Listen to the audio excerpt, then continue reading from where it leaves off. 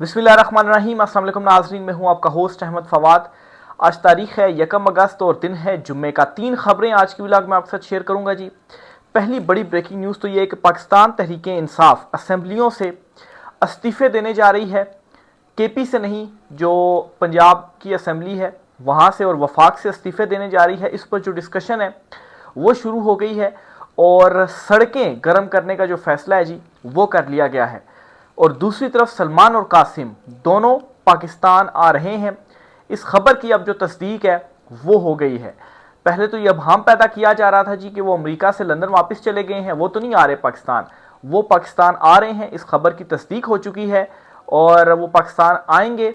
और उसके बाद ये जो तहरीक है, इस तहरीक में अगर लेट से वो शामिल नहीं भी होते तो उनको इस्तकबाल करने के लिए जो लोग जाएंगे और जब वो डयाला जेल आएंगे तो उनके साथ जो लोग आएंगे तो वो इस्तकबाल ही तहरीक में बदल जाएगा। इस पर कुछ एक्सक्लूसिव डिटेल्स आपके साथ शेयर करूंगा जी। और तीसरी खबर ये है कि ट्रंप ने हाथ कर दिया है, लेने के देने पड़ गए हैं। जो ट्रंप की जानिब से ट्वीट की गई थी, इस ट्वीट के बाद तो ये ख्याल किया जा रहा था जी कि बड़े कोई हमारे साथ जो ताल्लुकात हैं वो बेहतर हो गए हैं, लेकिन एक दिन के बाद ही सारी की सारी जो चीज़ें हैं वो सामने आ गई हैं। उल्टा पाकिस्तान के ऊपर जो टैरिफ है वो दुगना लग गया है। पहले जितना टैरिफ था उससे दुगना टैरिफ लग गया पाकिस्तान पर। इस पर भी कुछ एक्सक्लूसिव डिटेल्स हैं, वो भी आपके साथ शेयर करूंगा। पहली खबर तो आपके साथ शेयर करता चलूँ जी कि पीटीआई वाले असेंबलियों से इस्तीफ़ा दे रहे हैं। बहुत से जो रहनुमा है पीटीआई के वो ये बात कर रहे हैं और अपना मुद्दा उठा रहे हैं जी कि हमें वफाक से और पंजाब से जो इस्तीफ़े हैं वो दे देने चाहिए। केपी अभी अपने पास रखना चाहिए क्योंकि वहाँ पर एक तो पूरे सूबे की जो हुकूमत है वो उनके पास है। अलबत्ता अली अमीन गंडापुर जो वज़ीर आला हैं वो पीटीआई के लिए एक तरह से वो रोल प्ले नहीं कर पा रहे जी, या नहीं कर रहे जिस भी रीज़न से। और इस टाइम सबसे सूटेबल बंदा मैं समझता हूँ जी कि इस्टेब्लिशमेंट के लिए भी या काबिल कबूल भी अली अमीन गंडापुर है, क्योंकि वादों की या बोलने की हद तक तो अली अमीन गंडापुर जो है वो कर रहे हैं चीज़ें, लेकिन ग्राउंड के ऊपर इंप्लीमेंट नहीं कर रहे, ऑपरेशन तो चल ही रहे हैं। तो बहरहाल जी, पंजाब और वफाक से इस्तीफ़े देने का जो मामला है जी, पाकिस्तान तहरीक इंसाफ के रहनुमाओं ने उठा दिया और ये तजवीज़ पेश की जा रही है जी कि हमें इस्तीफ़े दे देने चाहिए। क्यों? क्योंकि जितनी बड़ी तादाद में नाअहलियाँ हो रही हैं, जितनी बड़ी तादाद में फ़ैसले हमारे अगेंस्ट आ रहे हैं, उन फैसलों के बाद नाअहलियाँ हो रही हैं। और अभी तो हायर फोरम भी था जिसमें हाई कोर्ट भी था, उसके बाद सुप्रीम कोर्ट भी था, लेकिन उसके बावजूद इलेक्शन कमीशन जो है वो नाअहल भी कर रहा है और फिर उसके बाद इलेक्शंस भी हो रहे हैं। तो फ़ायदा तो कोई नहीं, हमें इसी तरह से नाअहल करके ही असेंबलियों से निकाल दिया जाएगा। और फॉर्म 47 का अब तजर्बा इनको हो चुका है, तो अब अगर कोई गलतियां रह गई थी तो वो गलतियां भी अब नहीं की जाएंगी और फॉर्म 47 पर जो लोग हैं जी वो चुनतखब करके असेंबलियों में बिठा दिए जाएंगे। तो बेहतर ये है जी कि सारे असेंबलियों से इस्तीफ़ा दे देते हैं और फिर उसके बाद सड़कों को गर्म जो है वो करते हैं। मैं वाज़ेह करता चलूँ, इमरान खान साहब ने ये बात पहले ही कह दी थी। इमरान खान साहब जब उन्होंने असेंबलियाँ तोड़ी थी ना, उस वक्त भी बड़ा क्रिटिसिज्म हुआ था कि भाई आप असेंबलियों में रहकर फाइट करें, लेकिन इमरान खान साहब को मालूम था कि ये कुछ होना है। तो इमरान खान साहब ने वो डिसीजन उस वक्त ही ले लिया था। और अब पाकिस्तान तहरीक इंसाफ मुंतखब होकर असेंबलियों में आई है ना, तो क्या हुआ पाकिस्तान तहरीक इंसाफ के साथ? नाअहलियाँ शुरू हो गई हैं, सज़ाएँ शुरू हो गई हैं। तो अब सड़कों को ही गर्म करने का एक जो ऑप्शन है वो पीटीआई के पास रह गया है। और ये सारी की सारी जो चीज़ें हैं ये हो रही हैं 5 अगस्त से पहले ही। पाकिस्तान तहरीक इंसाफ अभी जो डिस्कशन है वो चल रही है, फाइनल कुछ जो फैसला वो नहीं हुआ कि कब और कैसे और क्यों जो इस्तीफ़े हैं वो देने हैं। लेकिन शौकत बसरा साहब है जी, उन्होंने ये ट्वीट की, उन्होंने ये कहा जी कि असेंबलियों से जो इस्तीफ़े हैं वो दे देने चाहिए और सड़कों के ऊपर जो है वो आना चाहिए। फिर इसके अलावा एक और पॉइंट जो उठाया जा रहा है वो ये है कि जब इमरान खान साहब ने असेंबलियाँ तोड़ी थी और तमाम जो MNAs और MPAs वगैरह थे इन्होंने इस्तीफ़े दिए थे, तो उसके बाद क्या हुआ था, जो ज़िमनी इलेक्शंस थे वो उन हलकों के ऊपर तो आगे हुए ही नहीं और हुकूमत जो है वो चली गई। क्यों नहीं हुए?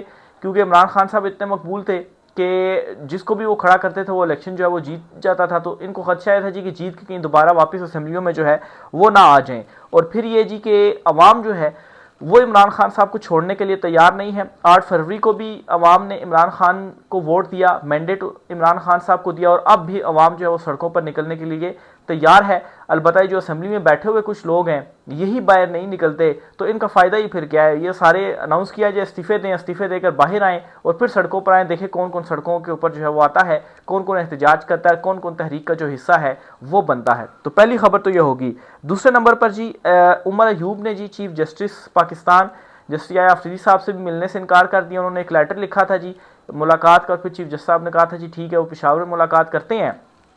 लेकिन हुआ ये जी कि उमर अयूब साहब को ना सिर्फ सजा हुई 10 साल की, बल्कि उनके नाकाबिल ज़मानत वारंट गिरफ्तारी भी जारी हो गए। उन्होंने चीफ जस्टिस पर ऐसे अदम एतमाद कर दिया जी कि आपसे मिलने का तो फ़ायदा है नहीं है, आपसे मिलूंगा तो उल्टा अरेस्ट जो है वो हो जाऊंगा और आप जो है वो इंसाफ नहीं दिला सकते, तो आप रहने दें, आपसे मैंने जो मुलाकात है वो नहीं करनी। और मुलाकात से इनकार जो है वो कर दिया है। तो मुलाकात से इनकार का मतलब यही है कि अदलिया से भी कोई इस वक्त उम्मीद नहीं रही। तो एक आखिरी जो ऑप्शन है वो एहतजाज की ऑप्शन है, सड़कों पर ही आने का ऑप्शन है। दूसरी खबर जी आपके साथ शेयर करता चलूँ जी कि ट्रंप ने हाथ कर दिया है और लेने के देने पड़ गए हैं। कैसे जी? पहले तो मैं आता हूँ जी कि जो ट्रंप ने टैरिफ आयद किया है, 69 कंट्रीज़ हैं जी जिन पर ट्रंप ने जो टैरिफ है वो आयद किया है, और ये 10% से लेकर कोई 40% प्लस जो है ये टैरिफ उसने मुख्तलिफ कंट्रीज़ पर आयद किया है। इनमें से जी 39 कंट्री ऐसी हैं जिन पर 15% तक जो है वो टैरिफ आयद किया गया है, और इन 39 के बाद फिर पाकिस्तान और कुछ कंट्रीज़ का नंबर आते हैं जिन पर 19% जो टैरिफ है जी वो लगाया गया है। यानी कि 69 में से 39 के बाद पाकिस्तान का नंबर जो है वो जाकर आया है कि पाकिस्तान से भी पहले 39 ममालिक को रखा गया और 15% तक टैरिफ हुआ, फिर पाकिस्तान का नंबर आया। हालांकि हमारी तरफ से ये अनाउंस हुआ जी कि नोबल अमन इनाम के लिए भी मुलाकातें भी हुई और बड़े जो है कोशिशें भी की गई, लॉबियाँ भी की गई, उसके बावजूद ये हालत है कि टैरिफ जो है वो 19% हमारे ऊपर लग चुका है। इससे पहले टैरिफ कोई 10-11% था, और ट्रंप के आने के बाद जो टैरिफ था जी वो लग गया 30%, यानी कि 10-11 जो है वो 30% सॉरी 29% हो गया, और 29% से फिर वापस जो है वो ये 19% के ऊपर लाया गया। तो यानी कि वही काम ट्रंप ने इस चुनतखब हुकूमत के साथ किया जो ये हुकूमत आवाम के साथ करती है। वो कैसे जी? पहले आप पेट्रोल कर दें 100 रुपये 10 रुपये महंगा, 10 रुपये महंगा करने के बाद 2 या 3 रुपये का रिलीफ दे दें, और फिर खबरें चलाएं जी कि हमने तो 3 रुपये का जो रिलीफ है वो दे दिया और पेट्रोल सस्ता कर दिया है। आपने सस्ता क्या किया है? आपने तो जहाँ पर आवाम को 100% देने थे वहाँ पर वो 70% तो अभी भी दे रहे हैं। असल कीमत से अगर आप कम करें जहाँ से आपने बढ़ाया था तो तब बात है। तो ये हुआ है जी कि 19% जो टैरिफ है वो पाकिस्तान पर लग चुका है। और इसमें भी बज़ाहिर अगर हम इंटरनेशनल चीज़ों को भी कुछ देखें जो हैपनिंग्स हो रही हैं, तो उससे भी यही समझ में आता है जी कि ट्रंप जो है वो सिर्फ भारत को डराने के लिए जो है वो पाकिस्तान की बड़ी जो है वो तारीफ़ें कर रहा है, क्योंकि उसको भारत के साथ अपनी शराइत के ऊपर या बेहतर जो डील है वो हासिल करनी है। अब आप जस्ट इमेजिन करें कि अगर भारत जिसके ऊपर अभी 25% टैरिफ लगा है, तो अगर भारत डील करता है और ये जो टैरिफ है वो भारत 15% तक ले आता है और पाकिस्तान के ऊपर 19% होता है या वो 10% उनका ऊपर चले जाता है, तो हम क्या बेचेंगे अमेरिका को?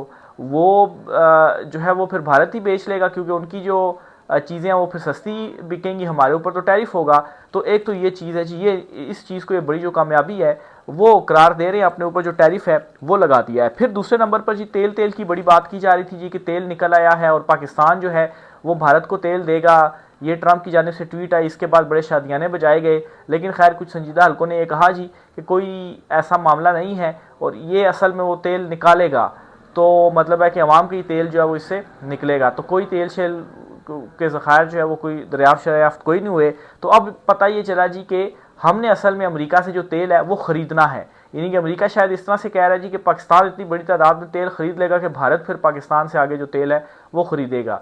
तो ये असल में इंडिया को दबाने के लिए उसने कहा था, क्योंकि इस वक्त जो हुकूमत है मोदी की और जो उनके सपोर्टर्स हैं वो पाकिस्तान से बड़े तबते हैं। तो जब पाकिस्तान का नाम लिया जाए तो फिर उसके बाद उनको होता है नहीं जी ये पाकिस्तान की तरफ ना जाएं। तो बहरहाल जी हुआ अब ये है जी कि हम अमेरिका से जो तेल है वो ले रहे हैं। अब आप अंदाज़ा लगाएं कि कुछ कंट्रीज़ हैं जिस तरह से सऊदीया से हम तेल लेते हैं, वो तो वहाँ से तो बड़ी जल्दी हमें जो तेल है जी वो पहुँच जाता है, और जो फासला है वो भी थोड़ा है, वक्त भी जो है वो कम लगता है, उधार के ऊपर भी हम जो तेल है वो ले लेते हैं।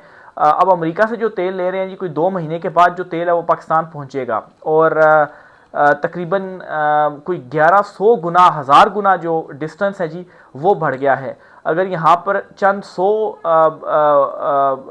किलोमीटर्स का या जो समुद्री एक पैमाइश का पैमाना होता है उसके मुताबिक चंद 100 का डिस्टेंस था, तो अमेरिका से अगर तेल आ गया तो वो चंद 1000 के ऊपर जो है वो मुंतकिल हो जाए। कहाँ चंद 100 और कहाँ पर चंद 1000, तो ये कोई 1000 गुना से भी ज़्यादा जो डिस्टेंस है वो हमें पड़ जाएगा। इस डिस्टेंस से ज़्यादा पड़ने से क्या पड़ेगा जी, ट्रैवलिंग कॉस्ट बढ़ जाएगी, और फिर उसके बाद ट्रैवलिंग कॉस्ट बढ़ने और वक्त भी बढ़ जाएगा, यानी कि टाइम पर जो तेल है जी वो फिर हमें 2-2 महीने पहले जो है वो मंगवाना पड़ेगा।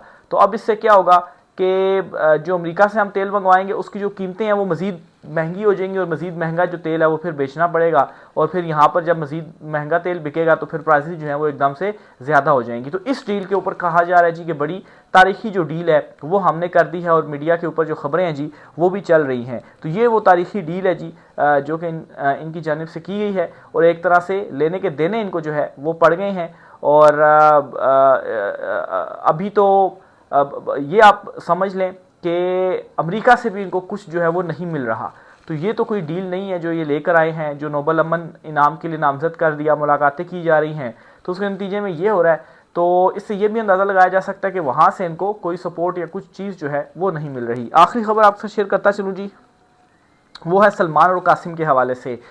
अलीमा खान साहबा ने तस्दीक कर दी है कि सलमान और कासिम जो है वो पाकिस्तान आ रहे हैं। एक ट्वीट की गई है अलीमा खान साहबा की जानिब से, और उन्होंने ये कहा है कि सलमान और कासिम इन दोनों ने कुछ रोज़ पहले ही वीज़ा के लिए अप्लाई कर दिया है, लेकिन यहाँ की जो इंटीरियर मिनिस्ट्री है उनकी जानिब से जो एक होता है इजाज़तनामा होता है वो रहता है, उनकी तरफ से क्लियरेंस होगी, क्लियरेंस यहाँ से नहीं मिल रही, क्लियरेंस वो देंगे तो फिर पाकिस्तान जो है वो वीज़ा इशू कर देगा सलमान और कासिम को। तो ये जो भड़के मार रहे थे जी कि वो आएंगे वो नहीं आएंगे, इमरान खान साहब को जुमला पकड़ लिया था जिसमें उन्होंने कहा था जी कि बाप ही काफ़ी है, तो कह रहे थे जी कि इमरान खान साहब ने तो उनको मना कर दिया तो वो आ ही नहीं रहे, वो तो नहीं आएंगे।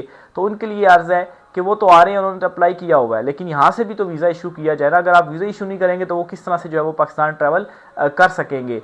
तो ये जी अलीमा खान साहबा ने जो तस्दीक है वो कर दी है। अब इनकी मुनाफ़कत भी आप चेक कीजिए कि अगर जब वो आ रहे हैं पाकिस्तान तो कहते हैं जी कि वो पाकिस्तान क्यों आएंगे, इंतशार फैलाएंगे, हम तो गिरफ्तार करेंगे, और उनको पाकिस्तान आने नहीं देते।